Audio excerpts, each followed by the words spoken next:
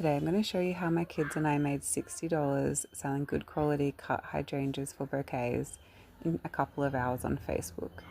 So the first thing to do obviously is to cut your flowers on the stem, cut diagonally, and then cut up the stem. This maximizes their ability to absorb water and stay fresh in the vase for longer. Enjoy nature. We don't worry too much about if it's a woody stem or a softwood stem. Then we bring them inside, fill up the kitchen sink and dunk them. This is quite intimidating the first time you do it. You feel like you might wreck your flowers, but don't be scared. Push their heads under.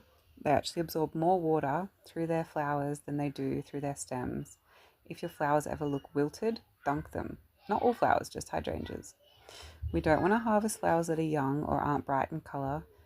With hydrangeas, they are one of the few flowers that you want to harvest as an older flower. Once you let them dry for a bit, you put them into the bouquets. So now we were just thinking about what we were going to write for our Facebook post. We ended up selling them for $20 a bunch. This is very underpriced, but it was for the kids. This is the end product here. We did harvest a few too young. They are too pale, but we ended up selling them all and they didn't wilt. They lasted for a long time. The kids were really pleased. The one thing I would do is, harvest them a bit older, but the feedback was really great either way.